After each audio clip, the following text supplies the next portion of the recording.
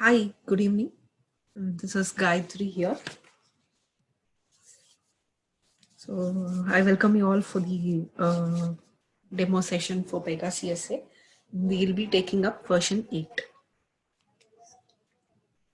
I have 5 years of IT experience and 4 years of Pega experience.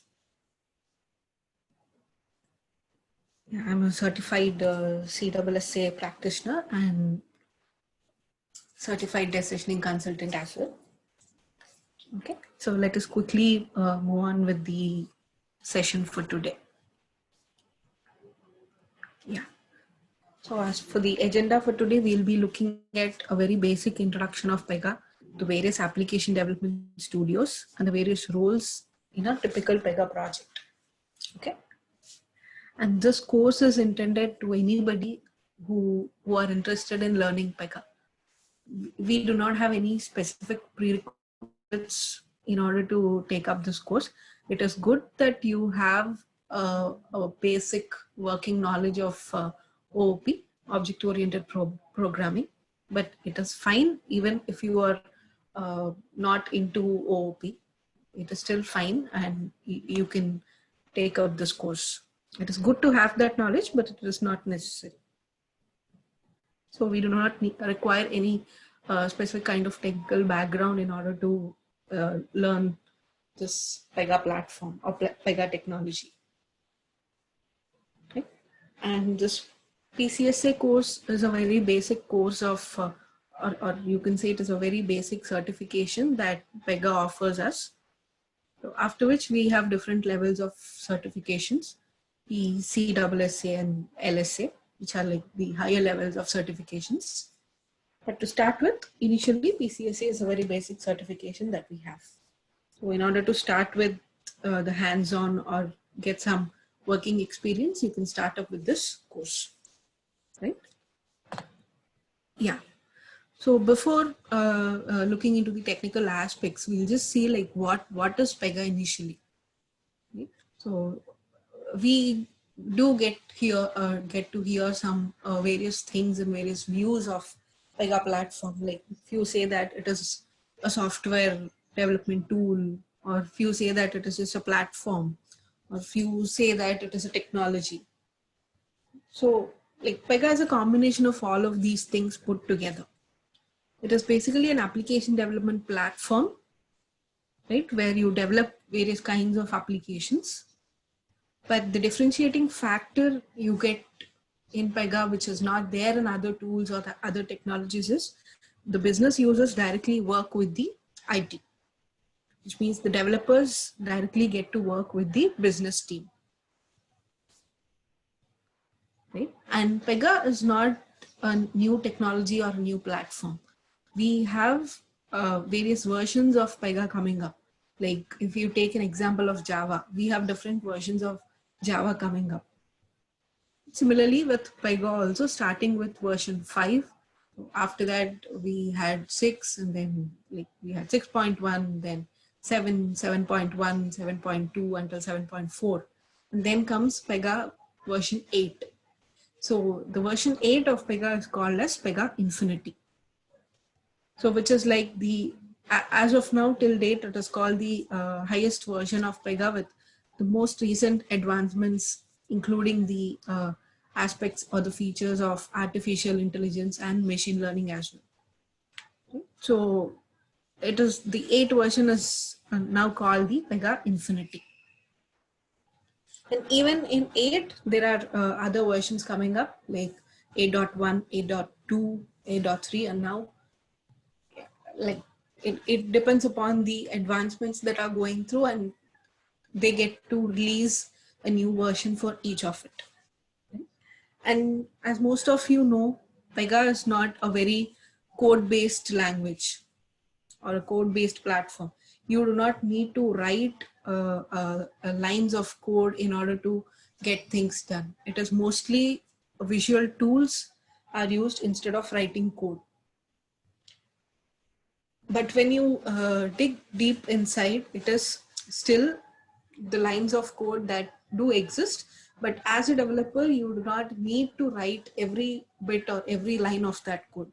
We can use visual tools, or just you can drag and drop certain things in order to get your application working.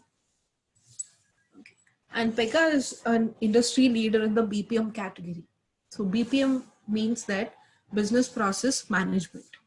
Okay, we have various other technologies that are part of business process management. Like we have Appian, we have IBM BPM, we have TIBCO, we have Nintex. So all these are the other tools that are available in the BPM category. But still we take up Pega as one of the industry leaders, or you can call it a pioneer in the BPM category. That is all because of the faster rate of application development. Okay, so let us take an example where you start working, or you wanted to develop a typical application in Java. Okay. Any normal applications that we look at. So assume you're taking 6 months time in order to complete that application in Java. But when it comes to Pega, it will take about less than 1/6 of the time in order to complete your application. Okay. So this is the feature that we have in Pega because of your faster application development rate. Okay. So that is why we call Pega as an industry leader for BPM.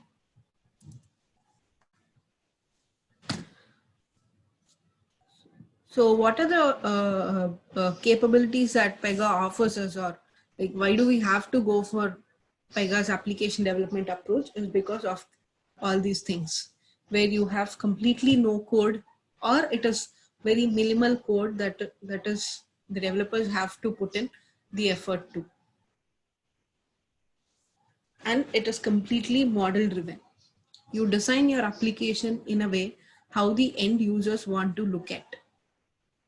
Okay. As we were talking about business process management, it all deals with how you're processing your, or how you're monitoring or working on your business process. So this is completely model driven. And we have visual tools, which are like you can drag and drop the components and you can completely build an application. And business users work with the IT. So generally the business users, like, you know, who could be the business architects, the business analysts, or from the customer side, we have product owners, the stakeholders. So all of these teams, they can directly work with the development team. So you will be able to identify, or you'll be able to monitor how the application development process is going on in coordination with the development team. So which means basically the business and the development team will go hand in hand. And all the documentation which is required for your application, you do not need to sit and write the documentation, but the documentation is automatically generated. And Pega supports responsiveness. So responsiveness is something which is like when you develop an application for a typical web browser. Okay, assume you have developed your application which supports only specific web browsers. And if I open that application, or if I try to launch that application in a tablet, or in my Apple phone, or in my Samsung phone, so there would be changes, or there would be differences in the look and feel that I'll be able to look at. There could be some changes. Maybe a text box which is promptly there in the web browser is somewhere to the right or somewhere to the corner in the screen in my tablet. So there could be some horizontal scroll bar which is not previously there in my web browser. So which basically means there's a difference in the views that we look at, right? The view of your application is different in a web browser, it is different in a tablet. So what should I do is I should design my application specific for the devices that I use. So I need to redesign or recode my application once again for a tablet, and I have to recode it once again for a mobile, right? Which means you're customizing your UI for different devices that you use. But the differentiating factor in Pega is that once you build your application, it will be the same across all the devices and channels, right? So you develop your application once, that is fine, and you'll be able to launch the same application with the same view, same look and feel across different devices. So I've designed my application for web browser in Pega. It is the same in a tablet. It is the same in a mobile as well. So that is what is responsiveness. So these are all the differentiating factors that we have when we look at the Pega's platform. And we were also looking at something called as business process management. Okay. So BPM has something called as body of principles.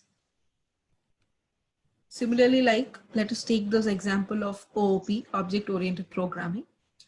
It has set of concepts, or it has certain set of rules that everyone has to follow in order to call it as a OOP. So it should have inheritance, it should have encapsulation, it should have abstraction. So all these are the various concepts that have to be followed in order to call a particular language as OOP, right? If I myself try to design or create some particular language saying that it has to be OOP, then it has to follow all the prerequisites of, of all these concepts like inheritance, abstraction, encapsulation and stuff. Similarly, in order to call something as a BPM, it also has to follow a certain set of prerequisites or a checklist, right? So in order to call a tool or a platform as BPM, I need to have certain set of body of principles, then few methods and tools in order to design, analyze, execute, and monitor. So all of these things collectively put together, only then I can call some platform as, or some software as BPM. Yeah.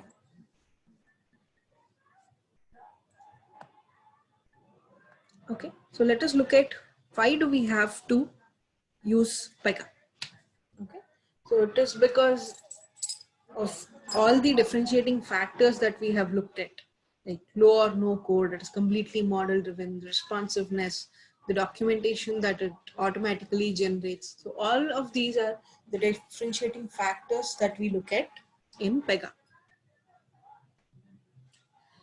And the various capabilities that Pega offers us is also amazing, right? So if you see in the general agile terminology, so generally the projects would be categorized into waterfall mode or agile mode. Now most of the projects are running in the agile mode, right? Where you have all these analysis, design, development, testing, all of these phases put together in different or a shorter span called sprints or iterations, right? So in these agile terminologies or the Scrum methodologies, if we see, we have a term called minimal lovable product, which is defined as MLP. So this MLP is a product which satisfies the basic requirements of your application. For example, you're trying to build an application which deals with a insurance, okay, claiming the insurance or taking an insurance policy is your application, okay, for maybe auto insurance, just which basically deals with the motor vehicles. So when the customer or when the stakeholder comes into picture, he says certain set of requirements that have to be furnished or that have to be put in the application, right? So the basic requirements could be something like a member or a customer comes in and he tries to take in a policy for his vehicle.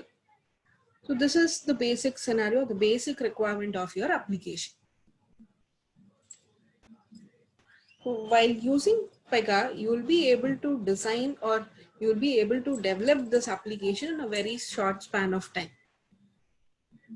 So once all these basic requirements are satisfied, we call that application or that particular product as the minimal lovable product. So once this basic version of application is out, it is live, it is running fine, then comes the various enhancements that can be added into. Okay, which could be like we can differentiate among different motor vehicles, or we could differentiate among different types of customers, right? Differentiating the customers based on age or different scenarios. So then comes the various enhancements, the bugs that have to be taken care, all of those. The thing of the minimal lovable product would be taking a very minimal span of time when you deal with Pega. So that is the basic advantage of, or the basic use of why do we have to go for Pega, right? Okay. So moving across, we have two types of installations in Pega. One for the personal edition, the other one is for the enterprise edition. Personal edition is generally for the practice, or it could be for the personal use. But the enterprise edition deals with the enterprise applications. So which would be for the different organizations that generally purchase the license and then they try to use this software. For both of these, I mean, for the personal edition or if it's the enterprise edition, both of them are like web applications. So Pega is not a desktop application. Pega is a web application, which means once you launch your application, that will be launched in a web browser, right? It is not a desktop application. And each of it would have its own DB servers and the servers that your application would run on. Okay. So these are the two ways where Pega installation can take place. Yeah. And then if we move on to the capabilities that Pega offers us. Okay. So previously we have seen what features it is offering and why do we have to use Pega. So these are the other capabilities that we can look across. So the first one is direct capture of objectives, then guardrails, extensible applications, deploying could be on-premise or in the cloud. So direct capture of objectives is something which is, that is kind of a differentiating factor, because you can directly take the customers or into the application. Okay, you do not need any other third-party tools like Jira or any other tools in order to monitor your application build rate, right? So all of those we can directly capture the objectives of the customer or product owners into the Pega application that you have built, okay, which is basically called the direct capture of objectives. You're not putting them in an Excel sheet, then tracking it, not required. You can directly put them into your application. Then we have something called as guardrails. So guardrails are something which are kind of monitoring or a health check for your application.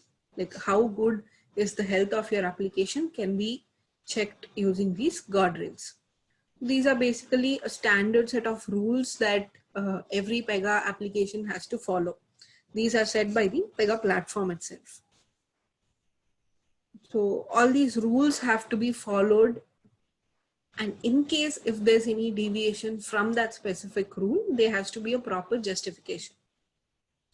Okay, so these guardrails are something which try to keep your application on track. The score of guardrails will be measured on a scale of 100. So the higher the guardrail score, the better is the health of your application. Okay. And then we have extensible applications. So in Pega, generally the applications are classified into framework and implementation. Okay. So you can use a few applications as framework application, and then you can build your application on top of it. we have different frameworks available for different domains as well. Okay, like we have customer service application, we have sales automation, we have marketing. So all these are the various frameworks that Pega offers us. And each of it can be used in different domains. So I have frameworks which are specific for insurance domain. I have frameworks that are specific for health. I have frameworks that are specific for BFS. Right? So Pega has a set of framework applications that are defined for specific uses in specific domains. So I can extend my application for, if I create my application as a framework application, I can always extend it. I can build other applications on top of this, right? Like how we generally use Spring and Hibernate, so that I don't need to write the code from scratch again. So which basically means I already have some certain set of code that is ready-madely available. So I can always reuse it. And the deployment process, yeah, it could be on-premise or it could be in the cloud. So cloud as in, yeah, again, I can use AWS or I can use any other cloud environments that are available. And on-premise deployment is always an option. All right. Yeah. So here comes the various application development studios that we'll be looking at. Okay. So in the earlier versions of Pega, which is like the 7 versions, we did not have different studios. Okay, now after Pega Infinity, we have different studios for different set of users. Okay, depending upon the role or the user that the user that is trying to access the application, depending upon that, we have different studios available. So the 4 studios that are available are App Studio, Dev Studio, Admin Studio, and Predictive Studio. So App Studio is specific for the business analysts.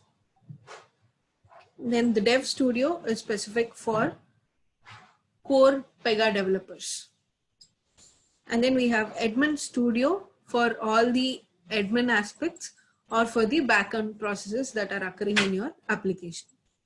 And then we have Predictive Studio specific for the data scientists and data analysts. So this studio basically deals with the artificial intelligence features of your application. Okay. Yeah. So this is how we can divide the various features of different studios. Okay. App Studio, if you see, that is mostly used by the business analysts and application developers. So then the Dev Studio for experienced developers and for security aspects. And the Admin Studio for system administrators, so which basically deal with all these deployments and stuff, the background processing and stuff. Then Prediction Studio for data scientists and data analysts. Okay. Yeah. So let us just focus on each of these studios individually. So, App Studio, it basically the interest is in the application development, where we generally do this case design, which is basically your business process design. Then we can do these UI authoring, which means that BAs can directly design the application. They can put in like how the UI would look for that particular application, or like what fields are present in the form and stuff. So all of this can be done by the BAs with the App Studio. So when the customer comes and says like he wants the application to be like this, then and there itself, the BAs can design the application, show him like this is how the application looks, and they can directly take in the reviews and suggestions. So then comes the Dev Studio. This is for the complete Pega developers, which is for like a bit complex, the various security aspects of the application, like who can access what, because every user cannot access every part of the application, right? So all the security aspects would be taken care in the Dev Studio. And then the reusability, and then the versioning and source control. So all of this is a typical developer's job. So everything is taken care in the Dev Studio. Then comes the Admin Studio. So this basically focuses on deployments and then the system operations, like the backend process that run. All of this is taken care in the Admin Studio. So for example, let us assume we are dealing with an insurance application. So where the renewals have to be processed for every 6 months or 1 year. I cannot have one employee sitting and then looking at the system saying that this policy has to be renewed today, this has to be done tomorrow. No, this is not a manual job, right? So in order for doing this batch processing or the background processing that has to take place, all of it is looked after in the Admin Studio. Yeah, so, and then comes the Predictive Studio. So this basically focuses on the concepts of artificial intelligence and machine learning.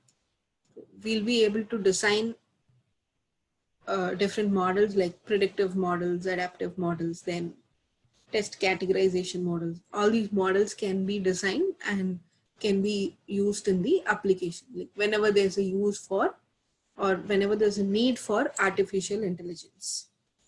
The basic users for this would be data scientists and data analysts. Okay.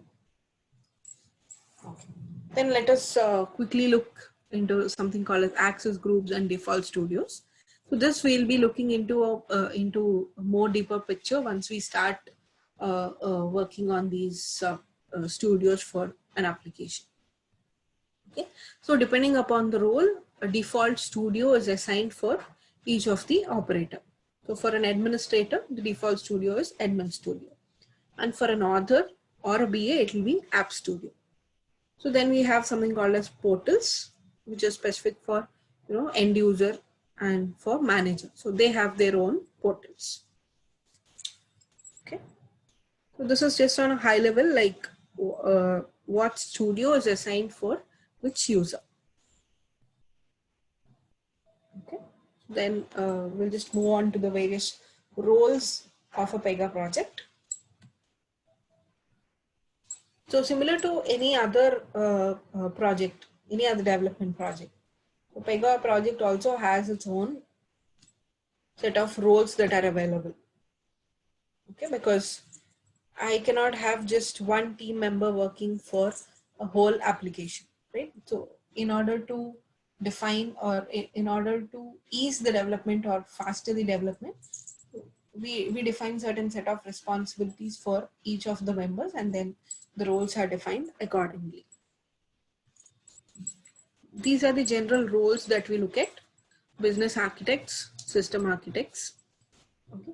And it is always not necessary that I have all the roles that are mentioned here. Okay, because probably in the coming slides we'll be looking at the other roles as well. Okay, before that, we'll discuss business architect and system architect. Okay, business architects are like business analysts generally. So they take up the requirement gatherings, and they are the one who deal with the stakeholders or customers in order to get the business needs. So they'll be the ones who will be identifying how the application should be or how it should go hand in hand with the customer. Okay. So then comes system architects.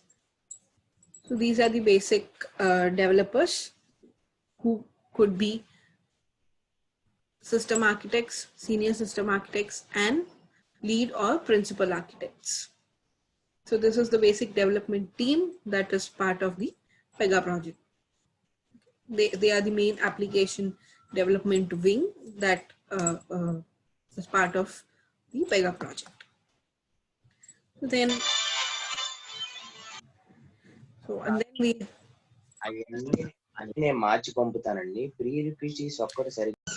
So then we have something called as project manager, which is as always there in any project, right? So they look after the delivery and then the project planning and stuff. Then we have practice leaders, so who always try to govern and lead the team in order with the best practices. Okay, and this could be for project delivery at the regular project activities that go on. And then we have product owner, who's basically the initiation of your application or the development, because he's the one who gives you the requirements, and he's the one who designs the product backlog, like what stories or what requirements have to be taken first, right? Because he designs it in the form of features, epics, stories, issues, bugs and stuff. So then we also need this QA team, which tests both the functional and the performance aspects of your application. How well is your application performing, and within how much time it is performing. So all this would be taken care by the QA team. Then we have Scrum Master, who look after the agile methodologies and the agile practices, the Scrum practices that the team has to undergo each day, like project hands-off calls and then the stand-up meetings. So all of this is taken care by the Scrum Master. Then we have something called as specialty architects. So these are the people who are specialized in certain aspects of your application. Okay, like in order for your application to look good, you sometimes need the expertise in UI UX, user interface and user experience. A Pega certified CSSA may not be very good at developing an application with a wonderful UX. So in that case, you need someone who has more expertise in such stuff. So those people would come under specialty architects, and if required, they need to be deployed in your project. Then we have something called as SMEs, who always, who could be an expertise in the domain, or it could be in the business application. So sometimes we need the suggestions of an SME in order to get your application complete. Okay. Then we need system admins and IT resources, who take care of all the deployments. Like initially your application would be in the development environment. So then it has to be moved to the it has to be moved to the QA, the testing environment, then it has to go to the production. So all the various staging and then the deployment would be taken care by the system admin and the IT team. Right? So these are the various roles that are in general there, but it is not always necessary that a project should have all of these roles. Right? Depending upon your application or the size of your team, I can always have overlapping roles, which could be something like an LSA could act as a system administrator for my application, right? It depends upon the size of your team and the work that is involved in the application. You can always have overlapping roles, right? I can have a QA member who is also an expert in the domain. So an SME of that particular domain is also QA in my project. So overlapping roles are always possible. And all the Pega projects, it is not necessary that they should have each of these specific roles. It always depends on the requirements of the project. Right? So for today, we have just discussed on a high level, like what is Pega and what is BPM? Why do we have to go for Pega? What are the key differentiating factors for using this Pega platform, right? We have looked at the various capabilities that it offers, and then we have looked into the various application development studios, right? These are the studios which are different for each of the different roles and the set of users. After that, we have seen the various roles that are offered on a Pega project. So we'll be looking more into this detail probably in the coming sessions. Okay. I hope you have understood the session.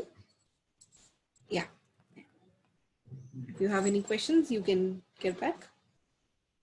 Yeah. Thank you.